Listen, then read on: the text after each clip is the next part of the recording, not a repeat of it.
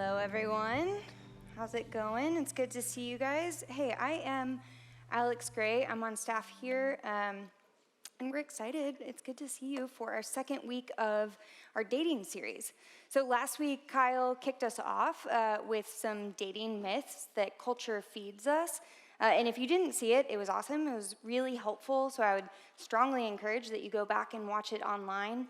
But tonight, I'm just going to kind of keep the train going. I'm going to give you a couple more dating myths. And so what I'm going to do is I'm just going to jump right in because I'm really excited about the things that we're going to get to pick apart tonight. But a little bit about me before we do, because I think it'll be a little bit helpful with context for some of the things that I'm going to say. So I came to school here at Mizzou in 2009, and I became a Christian in my freshman year of college. So then I dated a couple people in college. I dated a couple people after college, but for the most part, for the duration of my faith, I have been single. So for like 12-ish years, I would say. And so I'm in my early 30s. I'm not married, but most of my friends are, which means that I have had to wrestle with a lot of the questions and a lot of the feelings that come with being single in a culture that is pretty much obsessed with relationships. So that's where we're going to start tonight. We are going to start with singleness. Because for a long time, I bought into this myth that singleness is something to get out of. That's the message that the world sends us a lot of times. Like if you think about lots of stories that you've heard, movies, TV shows, even commercials, whatever, it seems to revolve a lot of times around finding a relationship. So that's like the resolution of the whole thing, right? Is when somebody finds their person. That's the solution. That's the goal. And so the inverse of that is that singleness is the thing to be fixed. It's the problem. In college, I heard this a lot. But I didn't just hear it from the culture out there. I actually heard it a lot in here too. If I'm being honest, I heard that this kind of message, maybe from the Christian culture, just as much, if not more, than I did from the culture out there, from non-Christian culture. And I don't think anybody was intentional about it. Like, I'm not sure that anybody was trying to communicate it, but it just seemed like there was this assumption that marriage was sort of a given, right? It was just a matter of when it would happen. And so in college, I heard that message, and so I waited. I waited in sophomore year and junior year as all of my friends started to seriously date people, and then I waited in senior year when they got engaged. And then I waited the year after graduation when I was a bridesmaid in 5 of my closest friends' weddings, all in a year. And then I've waited in the years since as they've settled into those marriages and they've bought houses and they've gotten dogs and they've started having kids. And so with every added year of waiting, I started asking more and more questions. Questions like, okay, what is wrong with me? You know? Like, why isn't this happening for me? Is God trying to teach me something? Is there something I need to figure out? Why is he withholding this thing from me? Is he mad at me? Is he angry with me about something? What do I need to do to get out of this? What if this never changes? Like, what if this is forever? And every year, I started to feel a little bit more and more behind. I felt like my life was just sort of stalling out. A couple years ago, I was coming home from a trip from Denver, and I was flying alone, and I think I was stuck in the Denver airport for like 9 hours. My flight, it got delayed and delayed and delayed. I actually got on and off of 2 planes that never went anywhere. And it was just like an awful day all around. But singleness, it started to feel like this awful day on a giant scale. Because my life, it felt like it was in a holding pattern, while other people's lives, my friends' lives, they seemed to be taking off and going somewhere. I felt like I was almost less mature in some ways than friends, you know? If I wasn't married, it was because something was a little amiss. People would talk about their marriage like this super transforming and edifying and humbling experience. And so I felt like the little sister that was just kind of like tagging along, who wasn't quite as old or as wise as my friends. Some of you guys, you may have heard me say this because I say it a lot, but I legitimately thought about my life like that board game life. Do you guys know what that is? If you don't, I'm aging myself. But it's this board game where what you do first is you get a degree from college. And then next, you get a job. And then what happens next? You get married. Literally, the game makes you stop. You cannot move on until you get this little tiny piece that means you're married. And so in my life, when that wasn't happening, it felt like I hadn't quite grown up, like I wasn't a full-blown adult yet. So I felt like I was falling behind, right? I felt like I was less mature. But more than anything, I just felt lonely. Like I felt really lonely a lot of the time. It was in small little bits, but it would happen when we would all go out to dinner and I was the extra seat.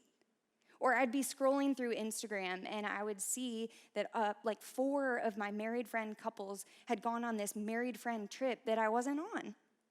Or I would reach out and try to make plans and I would be reminded, sorry, it's date night. Little things, small things, but it made me feel really lonely. I don't know, maybe you're sitting here and you're single and you're asking some of those same questions. You're feeling some of the same things. And if you are single and you don't want to be, I just want to say, I get it. Man, I really get it. But here's the thing. I think that culture has gotten it wrong. I really do. Legitimately, over the years, I have become convinced over a lot of prayer and tears and scripture and great conversations, hard conversations. I've been convinced that singleness, it's not something to get out of. It's not something to be fixed. And here's why I say that. Check out 1 Corinthians 7 with me for a minute. In this chapter, the Apostle Paul, he is talking to the church in Corinth all about relationships. And as it turns out, this is something that the Corinthians really need advice on. So 1 Corinthians 7, 6-9 says, I say this as a concession, not a command. I wish that all of you were as I am. But each of you has your own gift from God. One has this gift, one has that. Now, to the unmarried and the widows, I say it is good for them to stay unmarried as I do. But if they cannot control themselves, they should marry, for it is better to marry than to burn with passion. So Paul, he was single his whole life. And here in verse 7, he says, I wish that all of the Corinthians were single like me. I bet they loved hearing that, right? And then he goes on and he says, well, yeah, but everybody has their own gift. As in, Paul thinks of singleness as a particular gift. If you are like me, and a lot of people I know, and you're single, and you want to be in a relationship, either as soon as possible or at least eventually, then this doesn't sound like a gift, or at least it's a gift that you don't want. It's kind of like that Christmas gift from your kooky aunt where you have to say, I love it, thank you, and then you stash it in your closet until you can take it to Goodwill, right? It kind of feels like that. But Paul, he's saying that this is a real gift. And if he's saying that, it's because singleness has a purpose. It has value. So pick back up in verse 32 with me. I would like you to be free from concern, Paul is saying. An unmarried man is concerned about the Lord's affairs, how he can please the Lord. But a married man is concerned about the affairs of this world, how he can please his wife. And his interests, they're divided. An unmarried woman or virgin is concerned about the Lord's affairs. Her aim is to be devoted to the Lord in both body and spirit. But a married woman is concerned about the affairs of this world, how she can please her husband. I'm not saying this, or I am saying this for your own good, not to restrict you, but that you may live in a right way in undivided devotion to the Lord. So he is saying that this is such a gift because it gives us time to be devoted to the Lord, to Jesus. It gives us time to get to know him. Now, I'm going to be really honest with you guys. For most of my 20s, this is not what I wanted to hear, right? Because compared to romance and affection and intimacy, undivided devotion to the Lord, it felt really lackluster. Like, it was even annoying to me sometimes because it seemed like I should be stoked about singleness because instead of sharing my life with someone, I could basically be a nun. Cool, right? Like, I'll be honest, I still struggle. I still do with singleness sometimes. I struggle to see it as a gift. And I think that there will always be times, seasons of my life where I feel kind of lonely. I don't think that will go away. But over the years, I really have seen how much singleness has to offer. Because compared to my friends, I have so much time. Like, I get the freedom to do what I want when I want it. It's awesome. And I've found that when I use that time, the free time that I have for things that glorify God and honor and praise Jesus, it's actually really life-giving. It's kind of a blast. I'm not lying to you. Singleness, it has a lot to offer, and it can bring a lot of joy. It really has in my life, at least. Because I'm single, I've been able to do things like live in Japan for a full year. I have gotten a master's degree that I love. I've spent tons of time with college students and family and friends, and that is because I have been single. It's been a good thing. And looking back, I wouldn't have traded any of that. I really wouldn't. So I don't know if I'll get married. I still hope that I will someday, and I think in all likelihood it's fairly likely that I still could. But until that happens, I want to use this season. I want to enjoy this season because I think it has a lot for me. We can get stuck thinking that life is going to begin once we get into a relationship. But I'm telling you, it starts right now. It starts now. If you're single, I don't know how long you'll be single. Like, I'm not up here to tell you, you will for sure find your somebody someday. I can't guarantee that. I don't know that. But what I do know is that God has so much in store for you right now. So don't wish away your singleness. Use it well. Spend time with your friends.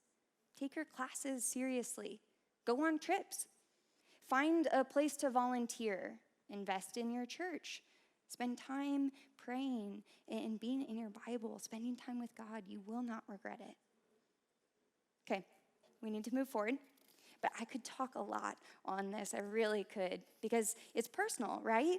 So I mean it. I'm happy to chat with any of you about this at any point. Any of our staff would be happy to, because we get it. I get that this is hard. I get that if you're single, it is hard to trust God's plan in this. The temptation that we have when we're single and we're tired of waiting, it's to doubt God's purpose and to just go ahead and find somebody, anybody, to be with.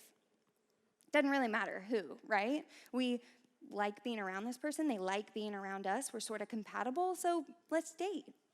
And culture is happy to find that for us, that compatibility. Because in modern day dating, compatibility is everything. Dating myth number 5, compatibility is everything. Finding someone who fits us. It's kind of like the whole premise of online dating, right? Like, you get to scroll and or swipe, and you just get to see pictures and little bios, and you get to ask, is this person who I want to be with, would we be compatible? Do we have enough in common? Do I find them attractive? Do they have good style?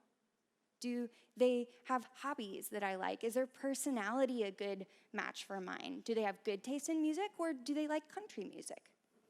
Sorry, I knew I wasn't going to win any points there, but I just had to. I had to. So, by the way, there are good and healthy ways to use dating apps. So don't hear what I'm saying, not saying. I am not bashing on dating apps. There are good ways to use it.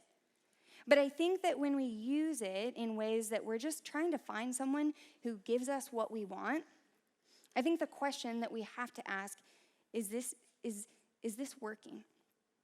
See, Match.com in 2008, they were asking that question, is this working? Because they noticed that their algorithms, the ones that paired people up based on their preferences, they weren't leading to successful relationships. So they hired a guy named Amarnath Tombre, this guy right here, who figured out that the issue wasn't with their algorithms, it was with the people. Because the people he was finding, he was studying their relationships, their habits, who they were clicking on, who they were matching with, and he saw that they didn't actually end up with the people who fit their criteria. Turns out compatibility traits like looks and interest, personality, they didn't actually end up being all that important in the long run. And so we think we know what we're looking for. We know what compatibility traits to look for, but turns out maybe we don't. So then what should we be looking for? Well, the Bible is pretty clear that there is one thing that is most important when it comes to compatibility. You guys ready? 2 Corinthians 6:14 and 15 says, "Do not be yoked together with unbelievers. For what does a believer have in common with an unbeliever?" A yoke is like a big piece of wooden equipment that you put around two animals and you tie them together to plow a field. So you guys remember field day in school, maybe? Like the three-legged race, those kind of relays?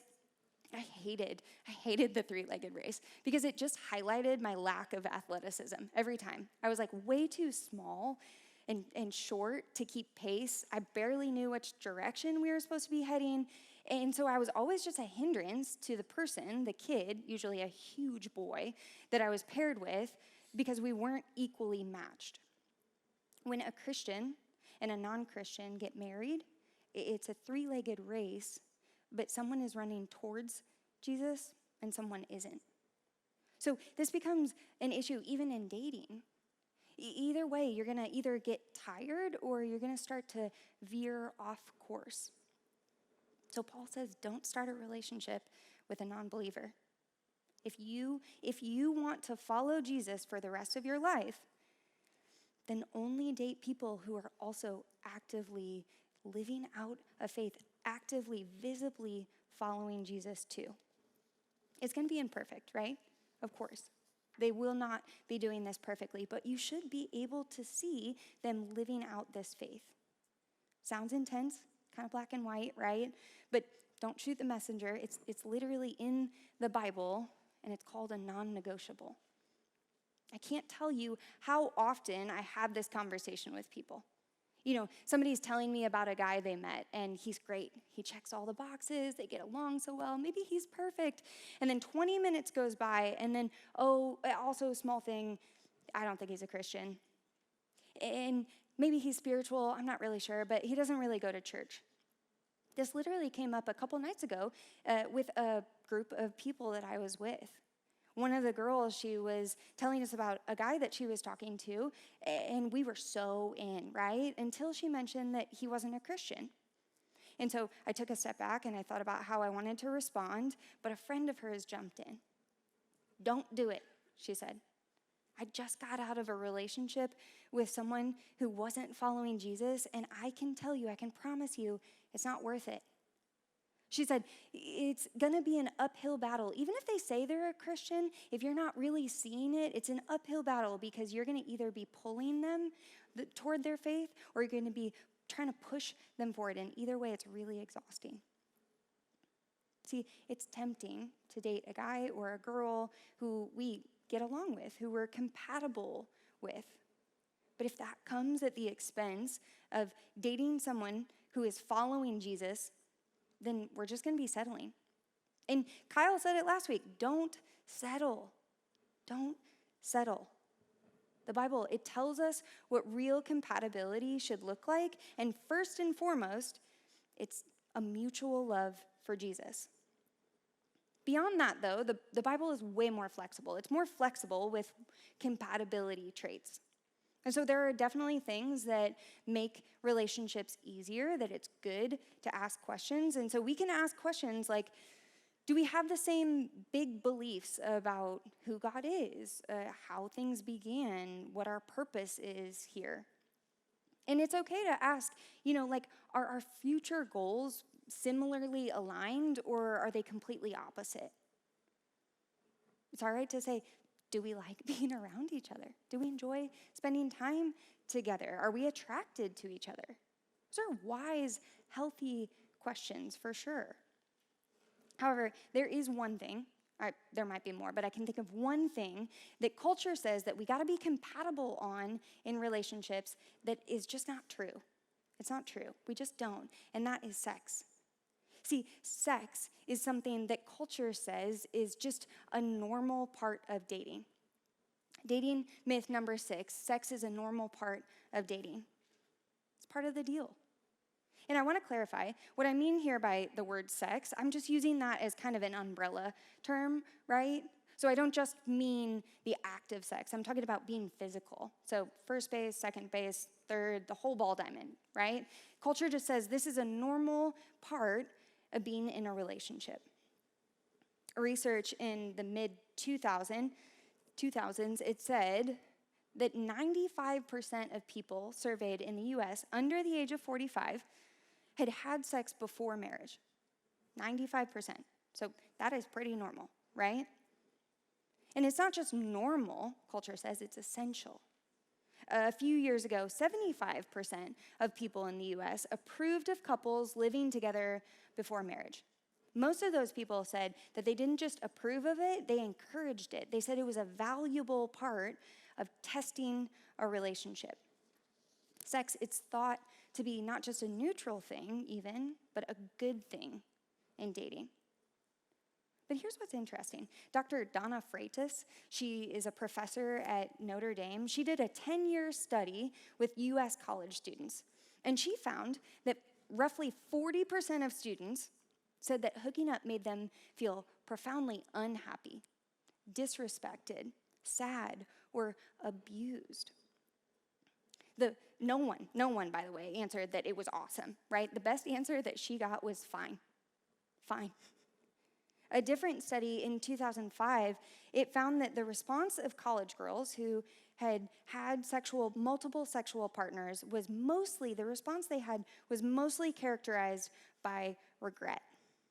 Young women who had had multiple partners, they were 11 times more likely to have depressive symptoms than those who hadn't had sex. So why am I showing you all this research? Like, what are all these numbers about? Well, I think that there is a disconnect between what is normal and what is healthy. Just because sex is seen as a normal part of dating doesn't mean that it should be.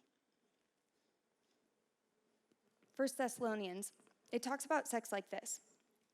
It says, "It is God's will that you should be sanctified, that you should avoid sexual immorality, that each of you should learn to control your own body in a way that is holy and honorable." Another way that Greek is translated of the control your own body is live with your own wife. See, sex is meant for the specific context of marriage. That's what it's meant for, but we're tempted to take it outside of that boundary.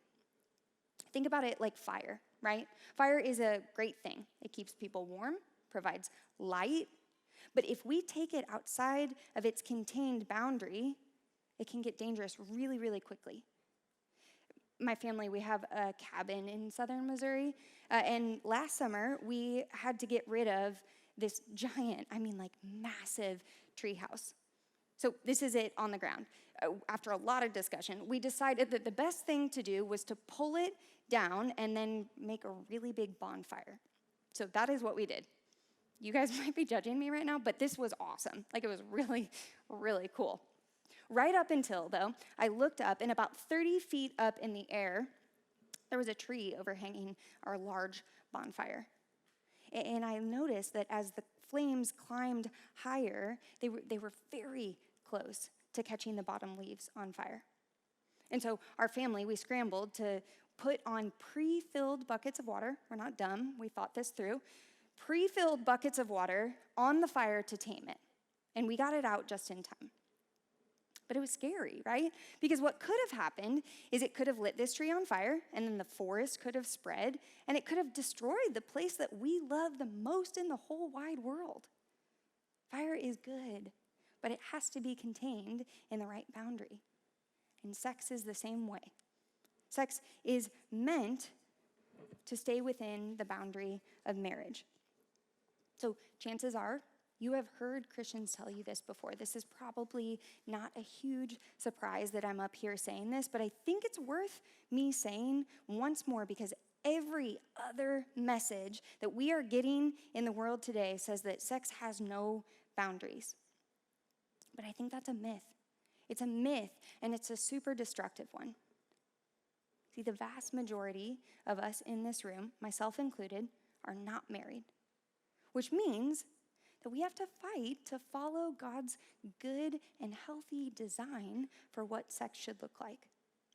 We've got to be willing to do what Paul commands in 1 Corinthians 6:18, which is flee from sexual immorality.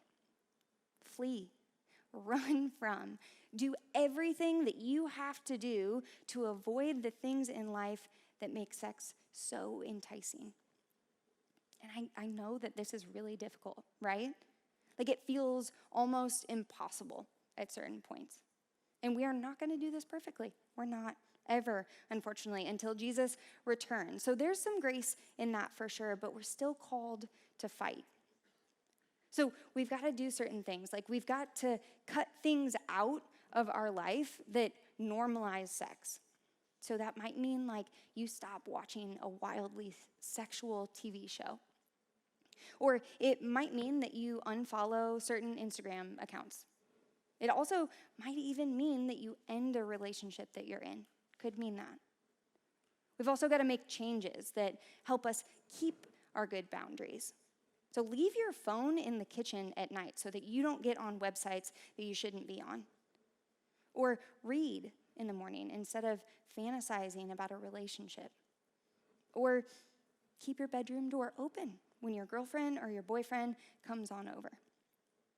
We have to cut things out, make changes, but we also have to invite others in. We have to invite accountability from friends.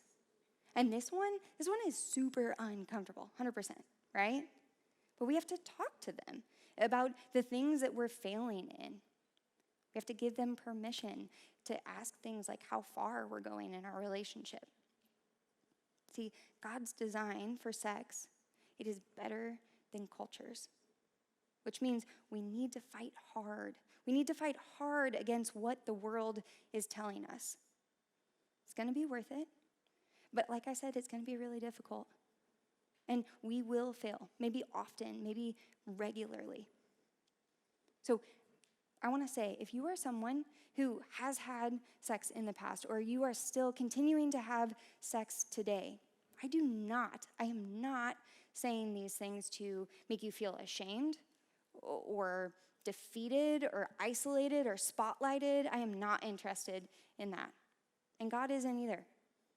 See, look at how Jesus, how he responded to the woman in John 8 when she was caught in adultery. This is what he says to her. "Neither do I condemn you," Jesus declared. "Go now and leave your life of sin." Music team, you can come on back up. This verse right here, says that we are deeply loved by Jesus.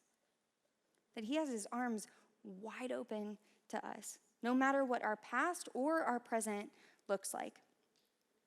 So we have the power. We have the power to confess sin and then keep fighting, or maybe just start fighting sin now. That's the power of what Jesus has done and is doing in us, and we can do that together. See, in all of these myths, the answer, the truth, is in Jesus. It's in his deep and good love and care for us. So whether you're single, or you're looking for someone to date, or you are dating, then the things that you're looking for, the things that you want, like connection and unconditional love and affection, those are already things that you have in Jesus. You already have them. He's created us. He has sustained us our entire life. He's been with us. He listens to us. He guides us. He has died for us. He has joined in relationship with us so that we can be known and seen by the maker of all of the universe.